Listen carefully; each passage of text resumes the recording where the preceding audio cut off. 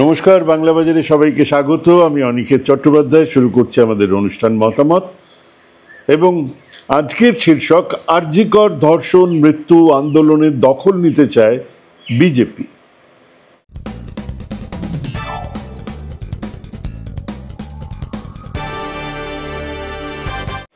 দুঃখ হয়, কষ্টও হয়।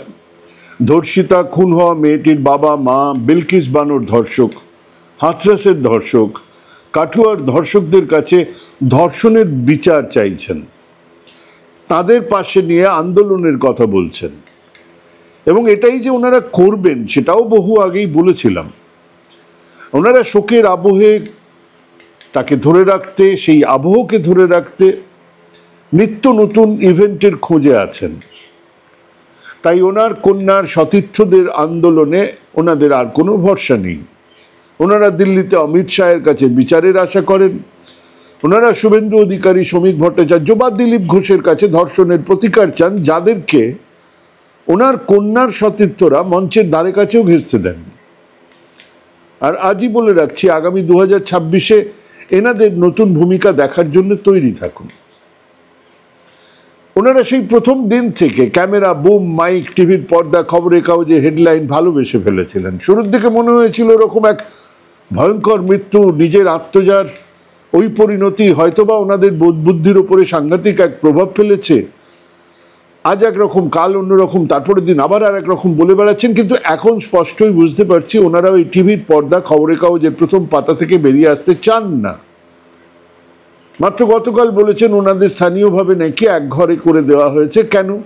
কারণ ওনাদের সঙ্গে কেউ নাকি কথা বলে না। আসলে স্থানীয় মানুষজন তো দেখেছেন, জানেন, অনেকটাই জানেন তো যে আর.জি. কর থেকে দেহ বাড়িতে আসার 1.5 ঘন্টা পরে তা শ্মশানে গেছিল। সেখান থেকে অভয়ার মা নিজেই সমস্ত পারলৌকিক কাজ করার পরে দেহ চুল্লিতে গিয়েছে।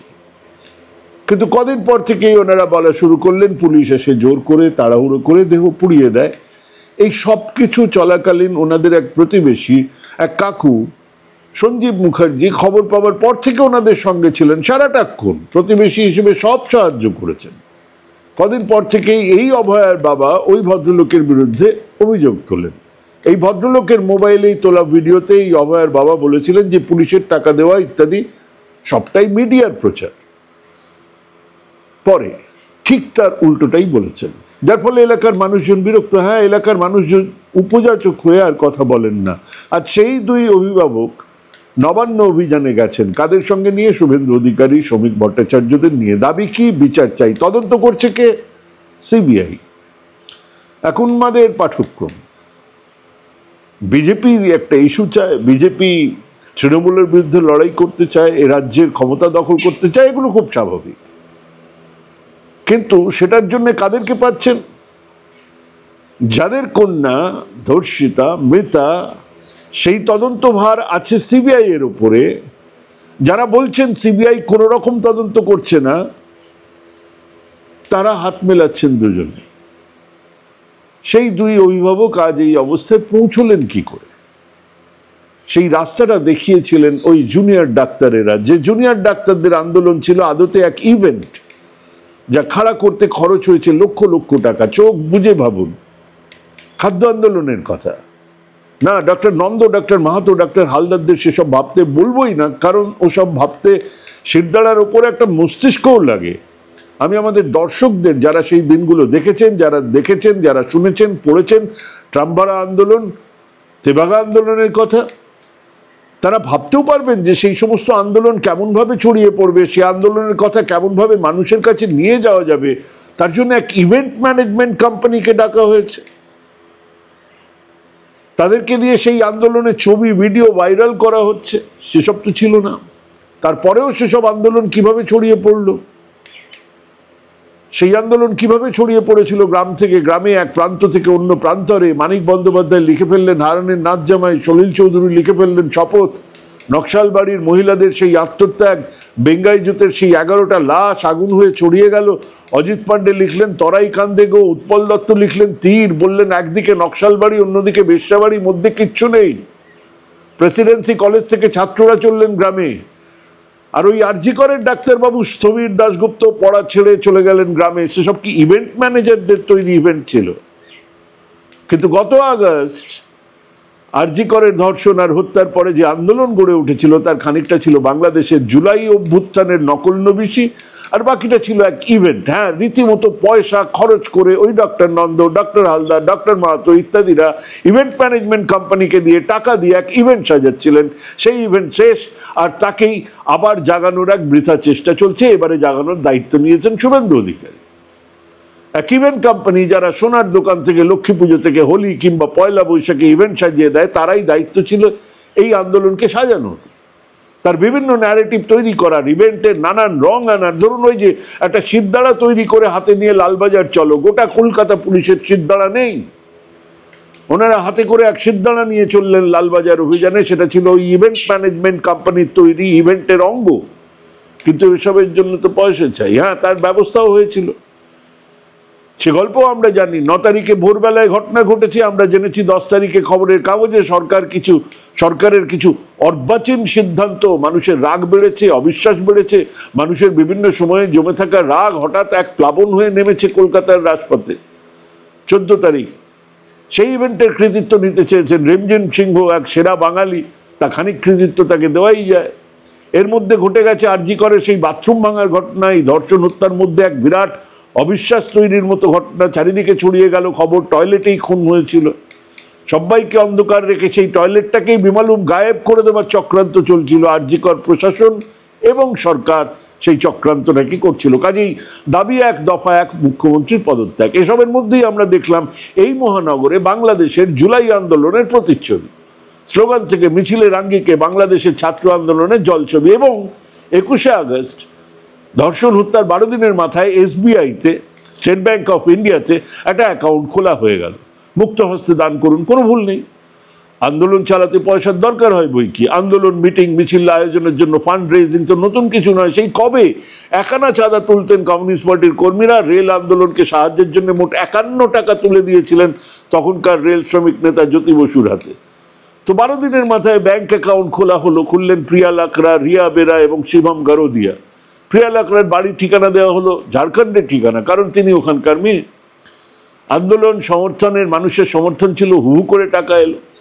আগস্ট 21 থেকে অক্টোবর 10 পর্যন্ত মোট 44,52,000 টাকা এসেছে। এত টাকার দরকার ছিল? খরচের বহর বলে দিচ্ছে না, এর চেয়ে অনেক ঢের কম টাকাতে চলে যেত, কারণ খরচ হয়েছে এই সময়ের মধ্যে মোট 8,18,000 টাকা।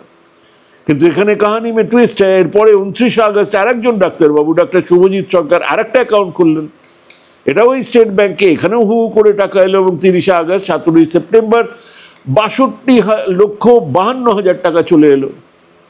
ওই সেই বলি হীরা নিলে কত শুনি, বাঘা সুদ হচ্ছে, গুপি বলছে নিয়েছি যথেষ্ট। তো ওই ডাক্তার প্রিয়া লাকড়ার টাকা ডাক্তার শুভজিৎ সর্দারের অ্যাকাউন্টে টাকা মেলালেই কোটি টাকা হয়ে গেছে। আরও কি টাকার দরকার? সেপ্টেম্বর 26 তারিখে আবার একটা অ্যাকাউন্ট খোলা হলো, এবারে জুনিয়র ডাক্তার্স ফোরামের নামে অফিসিয়াল অ্যাকাউন্ট। এতদিন তারা খোলেননি কেন? এতদিন কিভাবে চলছিল? যাকে ওই দুটো ব্যক্তিগত অ্যাকাউন্ট থেকেই হয়তো চলছিল, এবার তাদের নিজেদের অ্যাকাউন্ট হলো।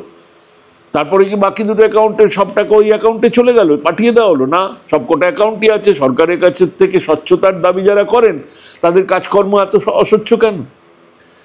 একই আন্দোলনের জন্য একই শহরের মধ্যে 3-3টে অ্যাকাউন্ট, তার মধ্যে দুটো ব্যক্তিগত নামে। এর মধ্যে প্রথম অ্যাকাউন্টে যে রিয়া বেরার নাম পেয়েছেন, উনি হলেন সেই রিয়া বেরা যিনি ওই আরজি কর হাসপাতালে যে রিনোভেশন হবে তার কাগজে সই করেছিলেন। হ্যাঁ, তাদের সম্মতিতে ভাঙা হয়েছিল টয়লেট, তিনি সই করেছিলেন সেই কাগজে। কলকাতা পুলিশ জানতে পেরে চিঠি দিয়ে সেটাকে বন্ধ করার আদেশ দেয়। কিন্তু রটনাটা এমন হয়েছিল যে আসলে সরকার থেকে বাথরুম ভেঙে প্রমাণ লোপাটের চক্রান্ত চলছে। যিনি ফান্ড তুলছেন তিনি চক্রান্তর কথা বলছেন, তিনি নিজেই সই করছেন সেই বাথরুম ভাঙার জন্য। সেই রিয়া বেরা ফান্ড রেজিংয়ে ব্যস্ত ছিলেন। এই তথ্য মানুষকে জানানোর দরকার পড়েনি, জানাননি যে ওটা সরকার নয়, ওটা আরজি কর প্রশাসনের সঙ্গে জুনিয়র ডাক্তারদের এক টিমের যৌথ ইন্সপেকশনের পরে ভাঙার সিদ্ধান্ত হয়েছে। এবং সেই সিদ্ধান্ত 10 তারিখে মানে ঘটনা ঘটার পরে তারাই নিয়েছিলেন। যাকে থাক সে কথা। এবারে আসি ওনাদের টাকা খরচের কথায়। দেখা যাচ্ছে ওই শুভজিৎ সর্দারের অ্যাকাউন্ট থেকে দুর্গাপুরে আদত অফিস, কিন্তু কলকাতা থেকেই কাজ করেন এমন এক ইভেন্ট ম্যানেজারের কাছে টাকা গিয়েছিল 1,02,000 টাকা। কিন্তু আমার মতো অনেকেরই সন্দেহ ওইটুকুই সব নয়। দেখে একটা কোম্পানির নামে, অন্যটা ওই সংস্থার মালিকের অর্ণব পালের নামে চেক গিয়েছিল এবং ওনারা সেই ড্রোন ক্যামেরা উড়িয়ে সেই মশাল, মোমবাতি, মিছিল, গান, নাটকের সেই ছবি আর দ্রোহের আগুন জ্বালিয়ে রাখার শপথের ছবি ভাইরাল করার ব্যবস্থা করেছিলেন। শুনেছি সেই সময় টালিগঞ্জের যে মেকআপ আর্টিস্ট তাদের কাজ বেড়ে গিয়েছিল, কারণ টালিগঞ্জ থেকে প্রচুর লোকজন সেখানে গিয়ে হাজির হয়েছিলেন। তাদের সেই সমস্ত ছবি, মশালের সামনে উদ্দীপ্ত মুখ ছিল। এক বছর পরে তারা কেউ নেই রাস্তায়, কেউ নেই। ওই একইভাবে ভাইরাল করা হয়েছিল সোমা বলছির গুজব, জানিস তো? ভাইরাল হয়েছিল পেলভিক বোন, কলার বোন ভাঙা, 150 গ্রাম বীর্য, গণধর্ষণের তত্ত্ব। হ্যাঁ, এক বিরাট ইভেন্ট। এই গণধর্ষণের তত্ত্ব বিকাশ ভট্টাচার্য প্রথম গিয়ে বলেন, হাইকোর্টে গিয়ে বলেন, যার ফলে কলকাতা পুলিশের কাছ থেকে কেড়ে নিয়ে তদন্তের ভার চলে যায় সিবিআই এর হাতে। এখন সিবিআই তদন্ত করছেন, সিবিআই তদন্তের জবাব চাইতে নবান্ন চলে যাচ্ছেন বিজেপি। সেই সময় এক বিরাট ইভেন্ট যেভাবে অ্যারেঞ্জ হয় সেভাবেই এক প্রফেশনাল কোম্পানিকে, ইনভেডার্সকে দিয়ে এই কাজ করানো হলো। দেখুন এনারা কেমন ইভেন্ট অ্যারেঞ্জ করেন। বিভিন্ন মেডিকেল কলেজের ফেস থেকে, সোনার দোকান থেকে, গানের অনুষ্ঠান থেকে, সরস্বতী পুজো থেকে, পয়লা বৈশাখ থেকে, সেই ইভেন্টের বিশাল মিডিয়া প্রচারে প্রতিদিন এক শান্তি পেবার চেষ্টা করছিলেন ওই সন্তানহারা দুই অভিভাবক। আজও সেই প্রচারের পেছনেই তো দৌড়চ্ছেন। তো সেই ইভেন্ট কোম্পানির মালিক বলেছেন, আমরা আন্দোলনকে সমর্থন করেছি। এরকম তো নয়, আমাদের টাকা দেওয়া হয়েছিল, আমরা টাকা নিয়ে কাজ করেছি। ক্যাশ নিতে বলা হয়েছিল, নিইনি। এই প্রথম বিদ্রোহের জন্য ইভেন্ট ম্যানেজারকে নিয়োগ করা হলো। এরপরে কোনো প্রতিবাদ, আন্দোলন, ধর্ণা, মিছিল দেখলে প্রথম যে প্রশ্নটা মাথায় আসতে বাধ্য, যে কোন ইভেন্ট ম্যানেজার এই ইভেন্টটি সাজিয়েছেন। আমরা যারা এই আন্দোলনকে সেই 14 তারিখ বা তার কদিন পর থেকেই এক পথভ্রষ্ট আন্দোলন বলছিলাম, যারা বলছিলাম এই প্রকাণ্ড মিথ্যে প্রচারের মধ্যে একটা ব্যবস্থা কাজ করছে, আমরা অবাক হইনি। এরপরে আরো তথ্য গলগল করে বেরিয়ে আসছে। কোন ডায়াগনস্টিক সংস্থা কোন স্বার্থে এই আন্দোলনের পেছনে এসে দাঁড়িয়েছিলেন, কোন ডাক্তারদের সংগঠনের বিনা অনুমতিতে টাকা ট্রান্সফার হয়ে গেছে এই অ্যাকাউন্টগুলোতে, কোন ডাক্তারেরা এই ইভেন্ট কোম্পানির নিয়োগ নিয়ে ক্ষুব্ধ হয়ে জিবি মিটিং ছেড়ে বেরিয়ে গেছেন, কেন এক সংগঠনের ফান্ড রেজিং অ্যাকাউন্টের পাশাপাশি দুটো ব্যক্তিগত নামের অ্যাকাউন্ট চলছে, এসব প্রশ্ন এখন আমাদের সামনে এসে পড়েছিল। আমরা জানি সেসব প্রশ্ন উঠছে এই ফান্ডের হিসেবে স্বচ্ছতার, যা এখনো আমাদের কাছে নেই। তবে এই ইভেন্ট ম্যানেজমেন্ট কোম্পানি যে খুব তাড়াতাড়ি একটা ন্যারেটিভ তৈরি করতে পেরেছিল তা দেখার মতো। আমি শেষ করার আগে 3টে ন্যারেটিভের কথা বলবো। প্রথমটা হলো শিরদাঁড়া সংক্রান্ত। সমাজের অত্যন্ত এগিয়ে থাকা অংশের ডাক্তারি পড়ুয়া ছাত্র ডাক্তারেরা রাজ্য রাজধানীর পুলিশকে এক ঝটকায় ক্লিপ, পঙ্গু, কাঠের পুতুল তৈরি করার এক ন্যারেটিভ তৈরি করার জন্য শিরদাঁড়া নিয়ে হেঁটেছিলেন। লালবাজারে কমিশনের সঙ্গে দেখা করে সেই শিরদাঁড়া তার হাতে দিয়েও ছিলেন, কিন্তু একবারও ভেবেছিলেন তাদের এই কাজ কতটা নৈরাজ্য বহন করে আনবে। ঘটনাচক্রে তাদের আন্দোলনের গঙ্গাযাত্রা তারা নিজেরাই ঘটিয়েছেন। তাদের অনর্গল মিথ্যের জুড়িয়ার চূড়ান্ত অনৈতিকতা এখন আমাদের সব্বার সামনে। কর্মবিরতির নাম করে যারা বেসরকারি হাসপাতালে কাজ করে পয়সা কামালেন, তাদের মুখে শিরদাঁড়া ইত্যাদির প্রসঙ্গ মানায়? সেদিনই মনে হচ্ছিল এক ম্যানুফ্যাকচার্ড কনসেন্ট বানানোর চেষ্টা চলছে। আজ এই event company, event manager, event সাজানো হচ্ছে, সেগুলো জানার পরে আমরা তার স্বরূপ বুঝতে পেরেছি।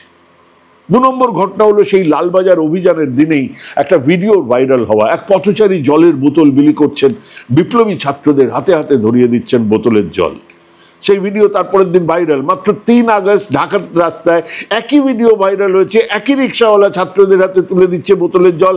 হ্যাঁ, ব্যান্ডানা থেকে, বোতলের জল থেকে দেশটা তোমার বাপের নাকি গান, কিংবা দাবি 1 দফা 1, মুখ্যমন্ত্রীর পদত্যাগ, সবটাই ছিল বাংলাদেশের জুলাই আন্দোলনের এক নিকৃষ্ট কপি। কেন বলছি নিকৃষ্ট?